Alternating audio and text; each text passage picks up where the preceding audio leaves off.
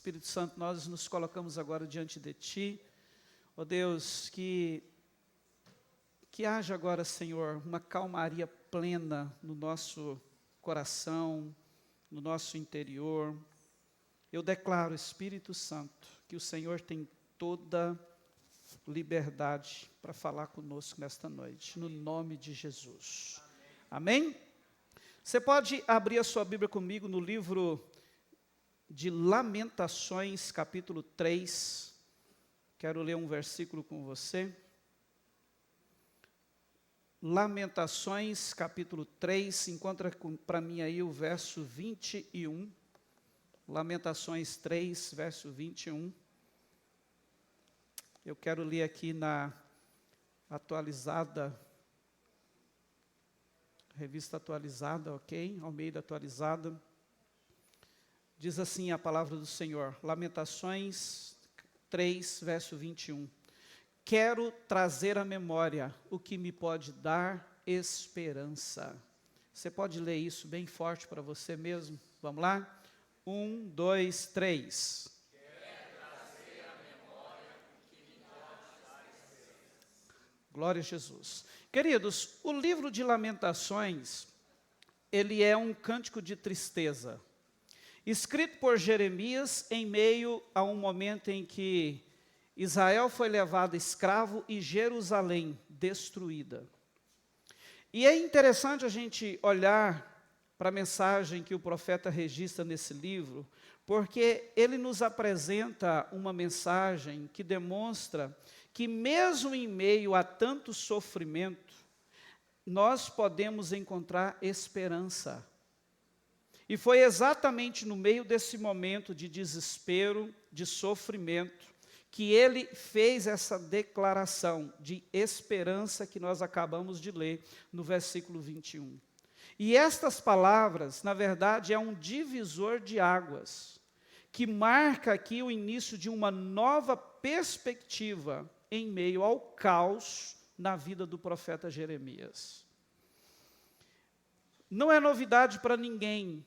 Todos nós vivemos tempos de dificuldade, sim ou não? Tempos de lutas e incertezas. E a mensagem de Jeremias, ou que Deus deu a Jeremias e o Senhor compartilha conosco nesta oportunidade, nos convida a voltar os nossos olhos para a fidelidade de Deus, assim como Jeremias fez. Deus quer nos desafiar hoje aqui a lembrar de tudo aquilo que pode nos dar esperança, ou trazer de volta uma esperança viva para o nosso coração. Deixa eu te fazer uma pergunta reflexiva agora.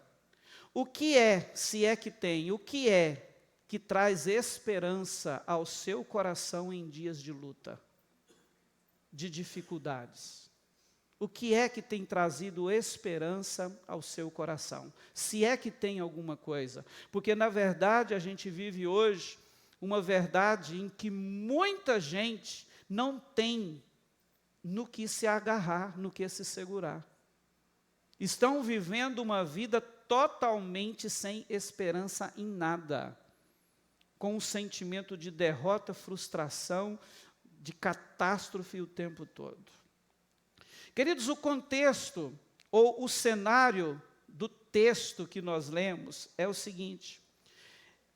No momento em que Jeremias deixa a mensagem registrada em Lamentações, Jerusalém havia sido destruída praticamente pelos babilônios.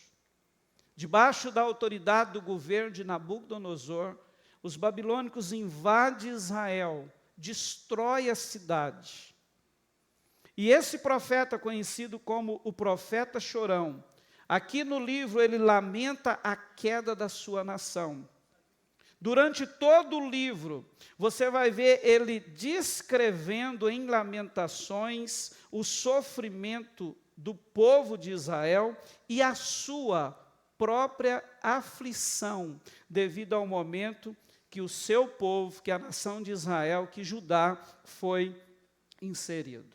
Isso aconteceu por volta de 586 a.C., o exército chega sob o comando do rei Nabucodonosor, sitia Jerusalém, destrói a cidade e, pior do que isso, eles destroem o templo. E com isso eles levam também uma boa parte do povo de Judá ao exílio. E quando você olha para todo esse mal, você vai entender que esse evento, na verdade, foi uma catástrofe para os israelitas. Pois, queridos, não só a destruição da cidade, a escravidão de parte da população, mas quando se fala principalmente da destruição do templo, isso foi terrível, porque o templo era o centro da vida religiosa e até cultural do povo. Então, eles estavam vivendo um momento aqui em que aquilo que era mais importante na vida deles, historicamente falando, havia sido tirado, destruído. A palavra continua nos dizendo que isso é fruto de um julgamento de Deus. O que aconteceu? Por vários anos, os profetas, vários deles, incluindo Jeremias, eles haviam sido levantados por Deus e eles gastaram literalmente, inclusive Jeremias, a vida deles alertando Judá, para que pudessem voltar a Deus, para que pudessem deixar a desobediência, a idolatria, a injustiça e voltar a servir a Deus.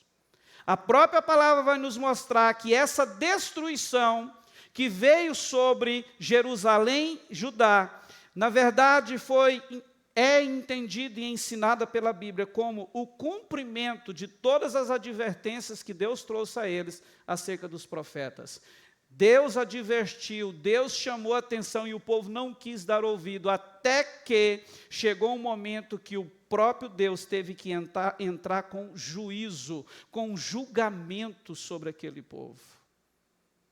É esse o cenário, o contextual do versículo que nós lemos, Lamentações 3, 21. E no meio de todo esse quadro desesperador, Jeremias, então, ele lembra da misericórdia e da fidelidade de Deus, que é o texto que nós lemos, conhecido por todos nós, não é verdade? Mas é esse o contexto.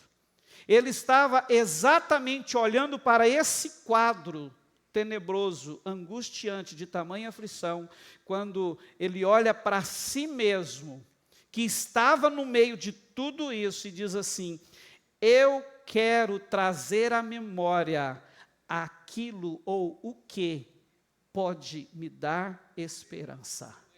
Foi nesse contexto que ele liberou essas palavras. Quando nós lemos Salmo 42, versículo 11, o salmista também registra assim: por que você está abatida, ó minha alma? Por que se perturba dentro de mim? Espera em Deus, pois ainda o louvarei a Ele, meu auxílio e Deus meu. Irmãos, parece até que o salmista estava vivendo algo semelhante ao que Jeremias viveu. E se a gente for olhar, isso aqui é uma coisa normal na vida de todo ser humano. Assim como Jeremias viveu esse momento, com certeza ele viveu vários outros, o salmista registra que estava vivendo um momento semelhante. E quantas vezes eu e você já vivemos momentos semelhantes a esse? De olhar para a nossa vida e nos vermos envolvidos num cenário de pura aflição. Parece que tudo acabou, parece que a derrota se instalou, parece que o mal tomou conta. Sim ou não?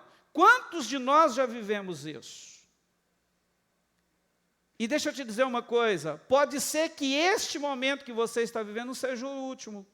Porque o que nos espera aqui, neste mundo, também são coisas semelhantes a isso. É por isso que Jesus um dia diz assim: olha, tende bom ânimo, porque no mundo vocês passarão por aflições. Tende bom ânimo, fique firme. Amém? Então isso é uma realidade, é algo que ninguém pode fugir disso. Agora, o que nós aprendemos aqui, tanto com as palavras de Jeremias e com essa do salmista, o que a gente pode tirar de lição disso aqui, é a primeira coisa que eu quero que você, fixe aí na sua mente, no seu coração. A primeira lição é que a esperança, ela precisa ser um ato intencional de nossa parte. Mesmo sem ter razões. A esperança precisa ser uma decisão intencional. Mesmo em tempos de dor, aflição e angústia. Nós decidimos levantar a bandeira da esperança. Essa tarefa é nossa.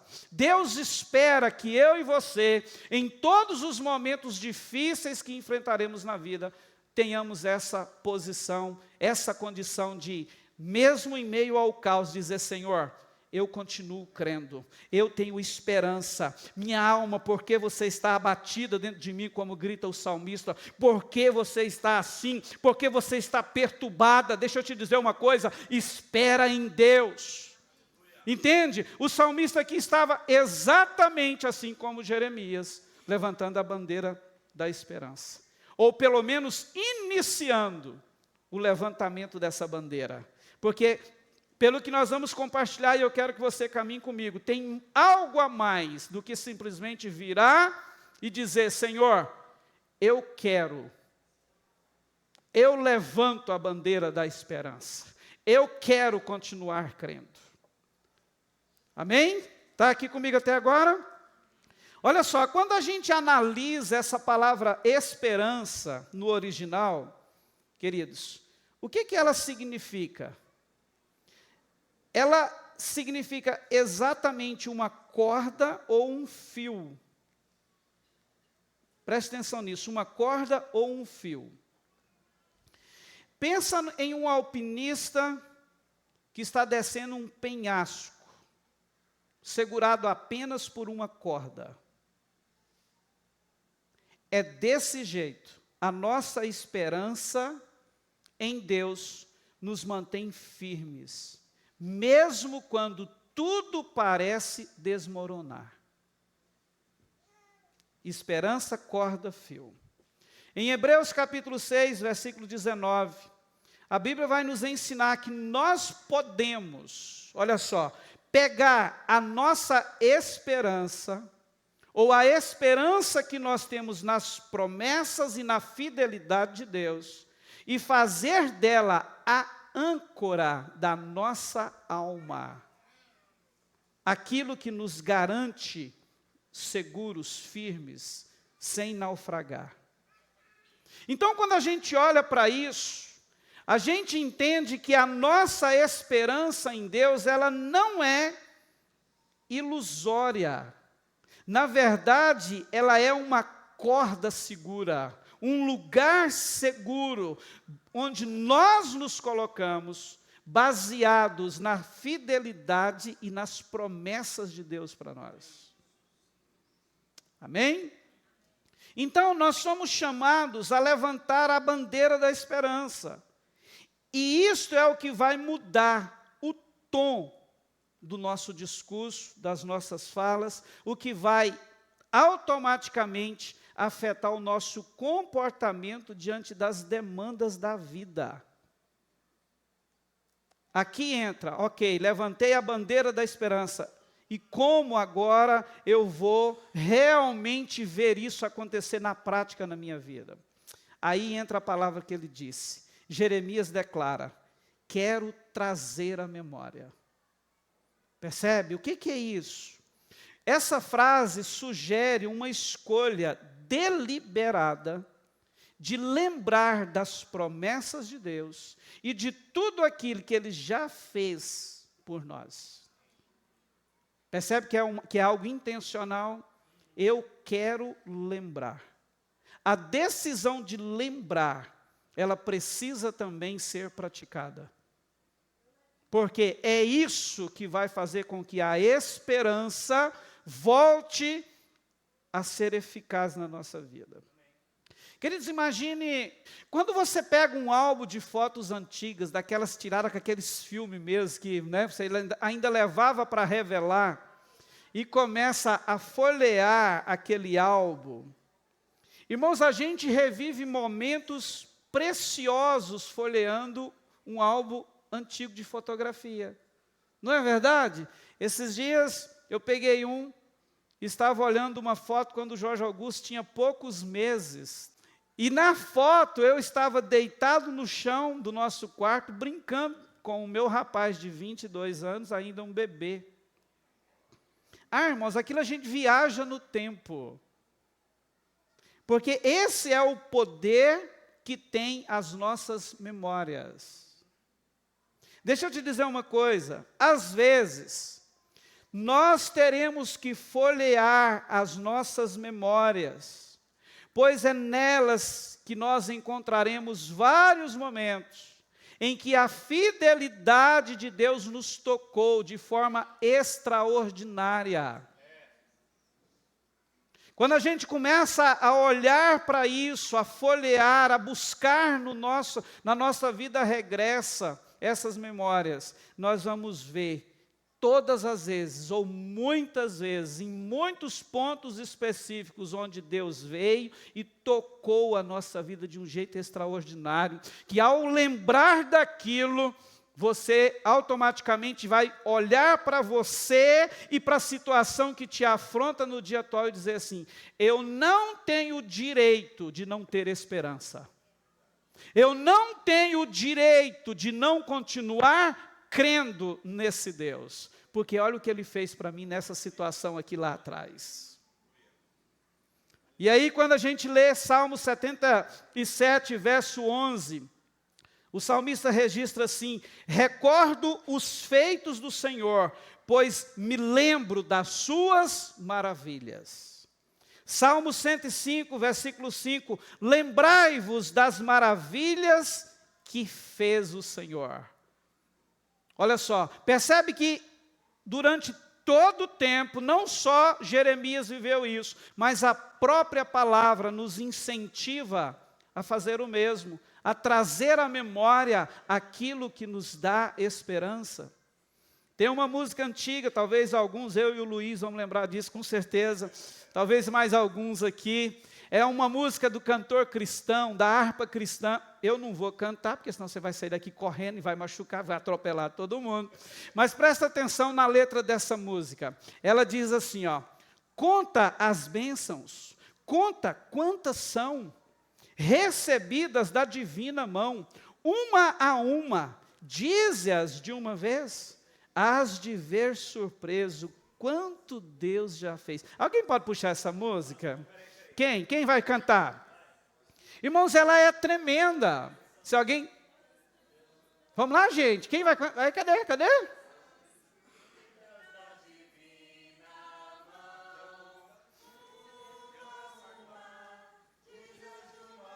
Olha que maravilha, irmãos. É ou não é? É isso aí.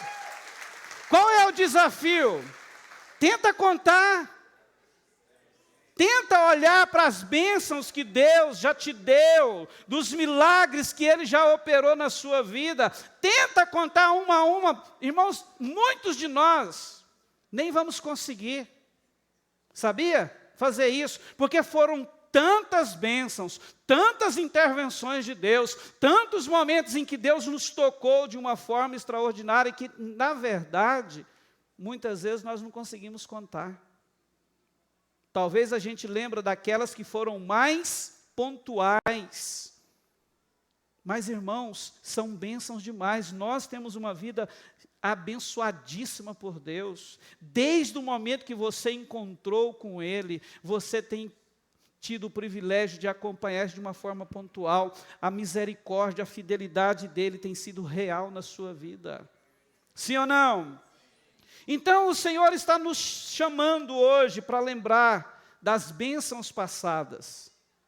Ao invés, olhe para mim, de ficar focado no problema, no caos atual, na dificuldade, na aflição, no caos existencial.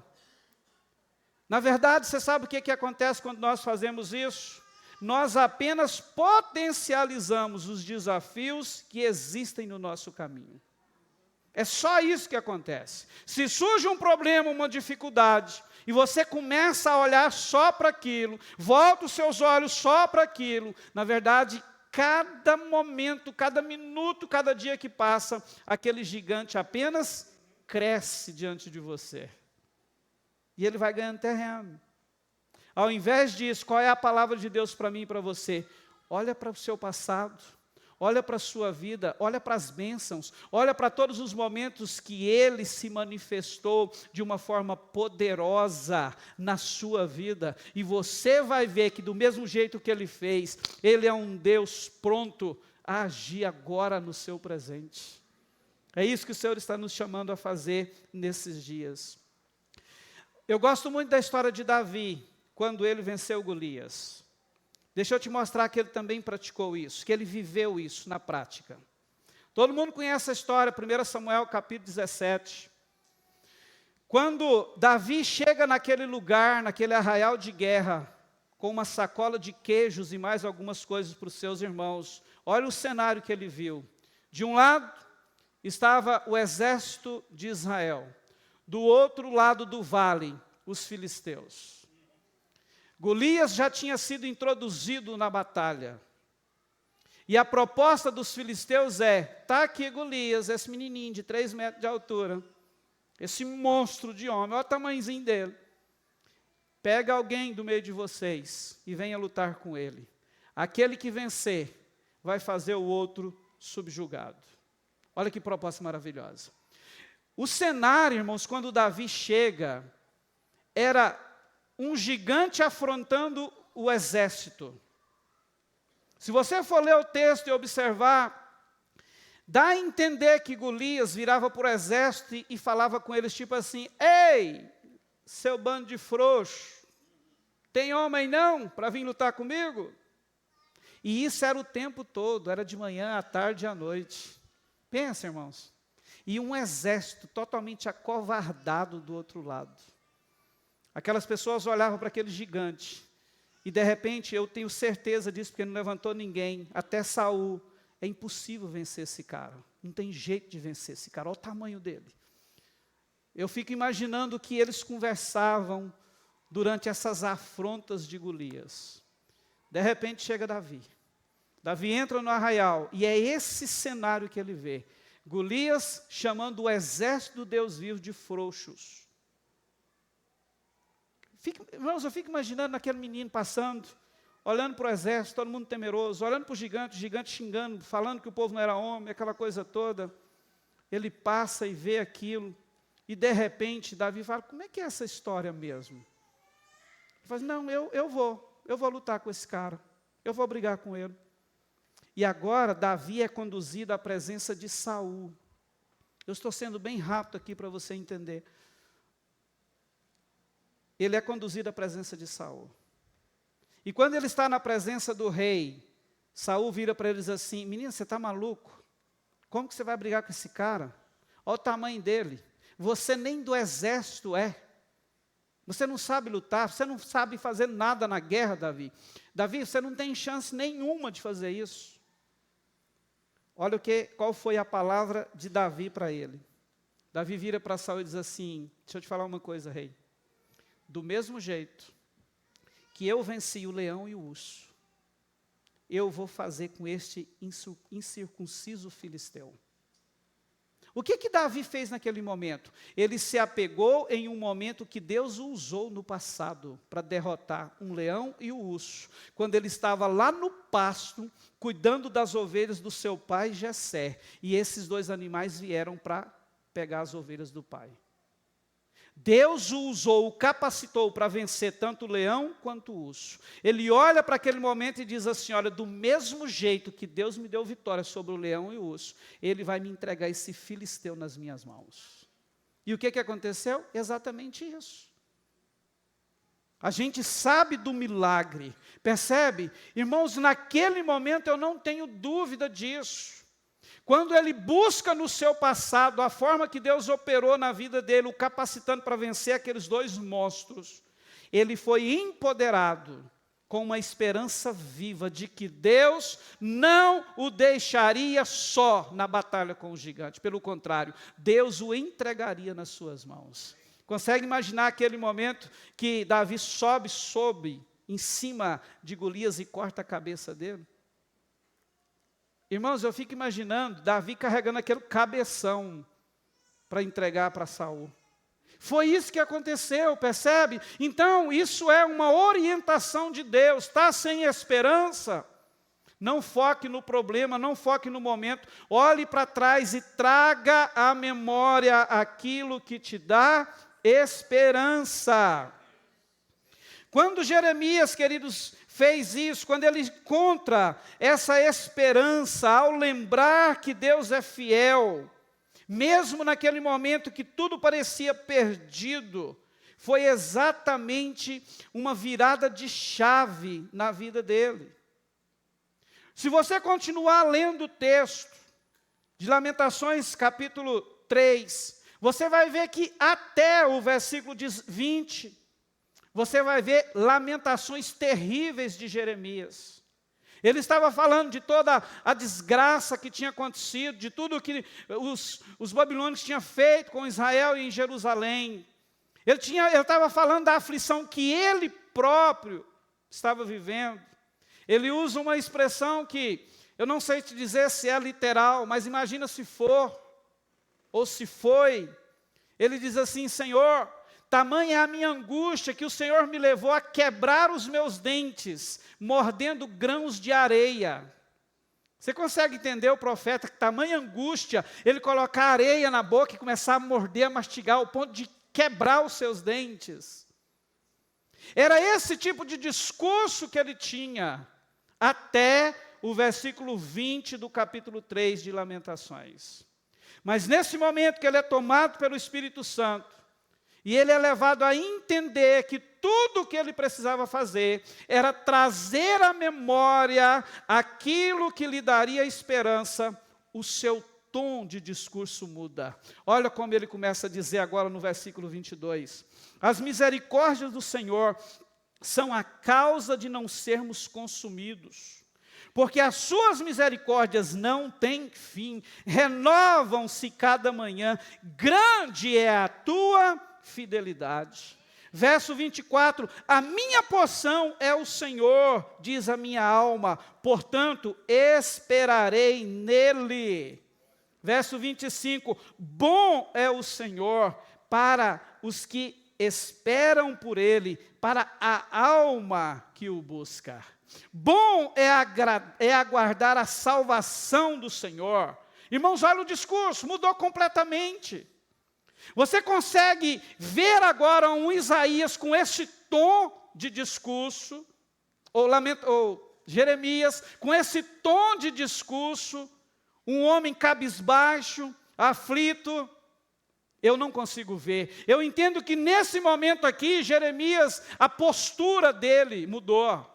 Espera aí, não.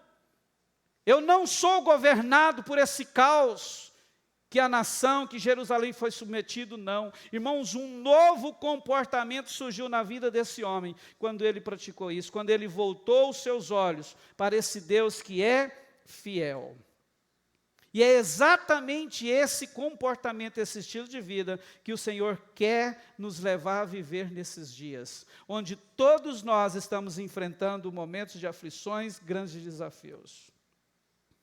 Pense em um navio em alto mar, enfrentando uma terrível tempestade.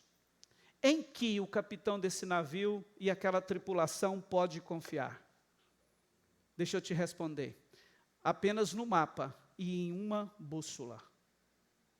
Sim ou não? Em alto mar, tempestade, raios, vento, escuridão, em que eles podem colocar a sua confiança? Apenas no mapa, se tiver, e numa bússola. Da mesma forma, em meio a esses momentos de tribulação, de aflição, de grande tempestade na nossa vida, nós podemos confiar unicamente na fidelidade de Deus para nos guiar através delas, na certeza de que Ele nos fará passar por cada uma delas. Amém? Então, queridos, eu quero frisar com você, levante a bandeira da esperança. E em seguida, tome a decisão de lembrar. Se firme na fidelidade de Deus. Agora, deixa eu fazer um parênteses aqui. Deuteronômio capítulo 7, versículo 9, diz assim, ó. O Senhor é fiel. Você crê nisso? O Senhor é fiel. Ele guarda a aliança e a misericórdia até 1000 gerações. Agora veja isso, aos que amam e cumprem os seus mandamentos. Irmãos, olha que a apresentação de Deus é essa que a palavra nos traz aqui. Deus é fiel, Ele guarda a sua aliança até 1000 gerações. Só que tem algo aqui que nós precisamos nos atentar.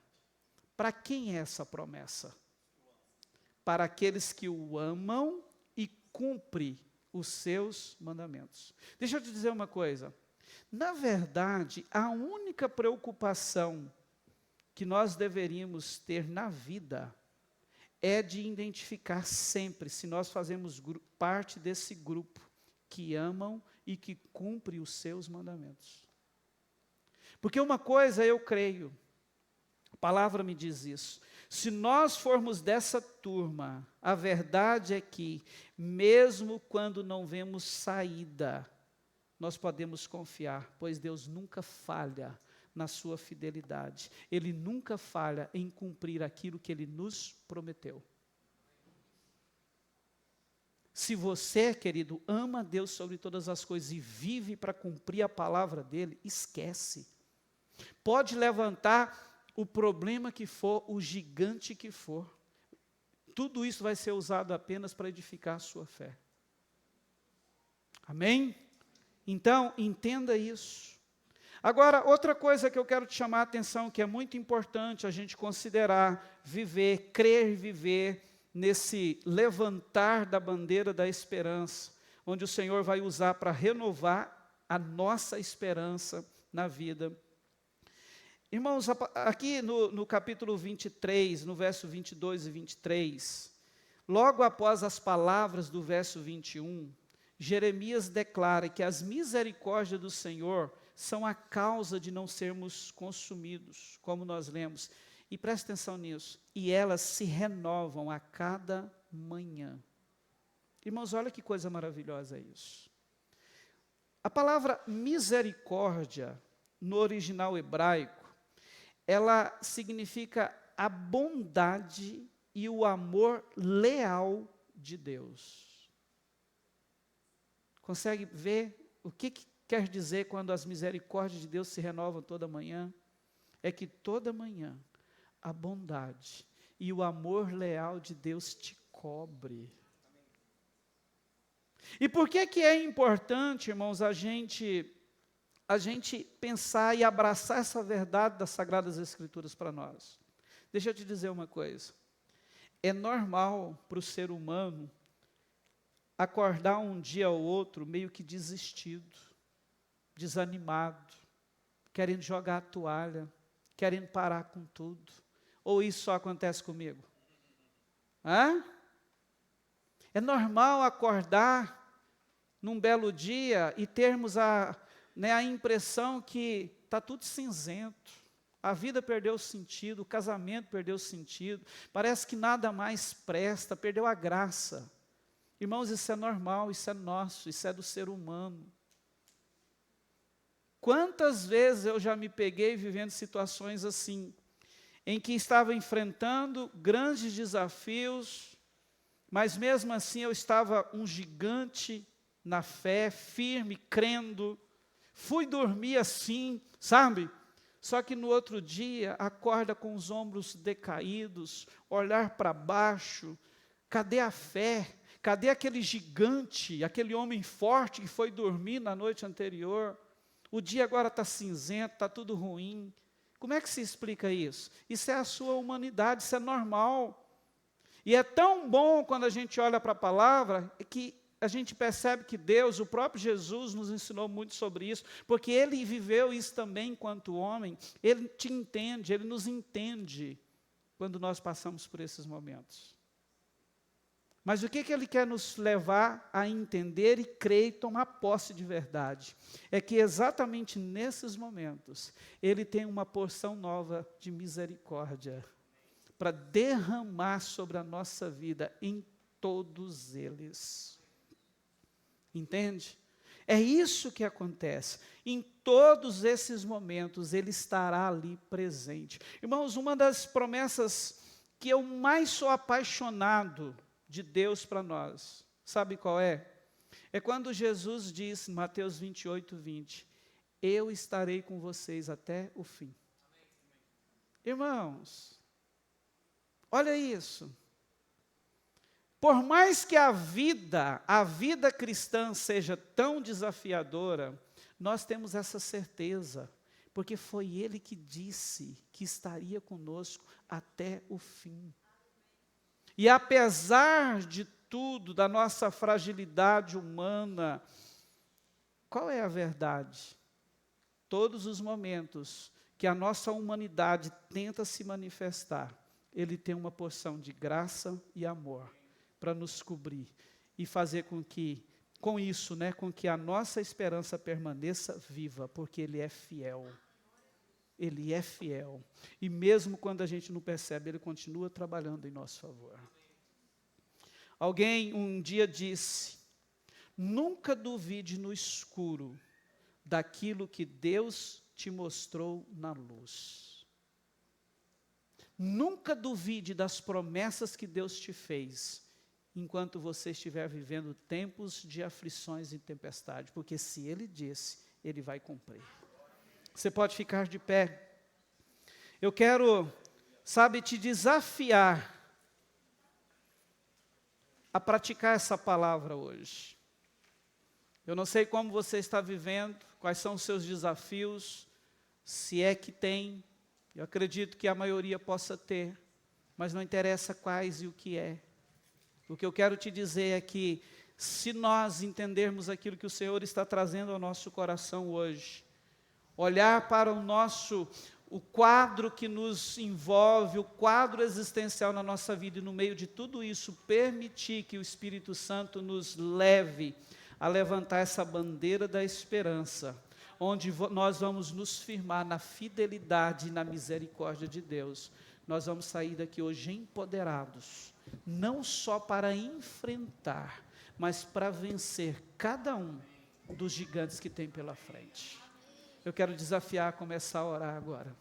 Deixa eu te dizer uma coisa, eu tenho certeza que muitas bênçãos já vieram ao seu coração enquanto a gente fala aqui. Mas preste atenção numa coisa. Depois que eu e você encontramos com Jesus, se Ele não tivesse feito nada, se Ele não tivesse nos abençoado em nada, a bênção da salvação já seria um motivo mais do que suficiente para a gente encontrar força e levantar nesta oportunidade a bandeira da esperança. Sabe por quê? Quando você lê Efésios capítulo 2, versículo 1, a Bíblia vai nos dizer que um dia nós encontrávamos mortos nos nossos delitos e pecados, condenados ao inferno. Mas quando Jesus chegou na sua vida, nós fomos tomados das garras do inferno e transportados para o reino de Deus, para o reino do seu Filho em amor. Você se tornou filho de Deus, propriedade exclusiva dEle. Entende? Agora, não parou por aí, eu tenho certeza que assim como tem acontecido na minha vida, em toda a sua história, Deus está sendo presente e atuante. E a minha oração neste momento é para que o Espírito Santo traga à sua memória tudo aquilo que Ele já fez, tudo aquilo que Ele já fez que demonstra o Deus que é na sua vida. Espírito Santo, eu coloco a vida de cada um aqui agora na Tua presença, Senhor, que neste momento, que o Senhor faça cumprir essa palavra na vida dos meus irmãos. Espírito Santo, eu sei que o Senhor é o nosso ajudador, nosso consolador. Traz à nossa memória todos os momentos em que o Senhor Deus, o nosso Deus, interviu com milagres, demonstração de poder, da sua grandeza e da sua soberania. E que ao olharmos para isso, nós possamos, ó Deus, com toda a convicção, levantar essa bandeira de esperança, que vai nos empoderar com a tua fidelidade e as tuas misericórdias a continuar o enfrentamento que a vida nos propõe nesses dias. Em nome de Jesus, que haja agora, Senhor, uma mudança de tom, que afete o comportamento dos meus irmãos, para a glória do teu nome. Eu declaro aqui, sim, que cada um de nós continuaremos experimentando a manifestação do Senhor em todas as áreas da nossa vida, porque o Senhor é um Deus de milagre, o Senhor é um Deus que opera, o Senhor é um Deus que cura, o Senhor é um Deus que toca a nossa vida todas as vezes que nós necessitamos, todas as vezes que nós precisamos de um socorro, o Senhor se faz presente, em nome de Jesus.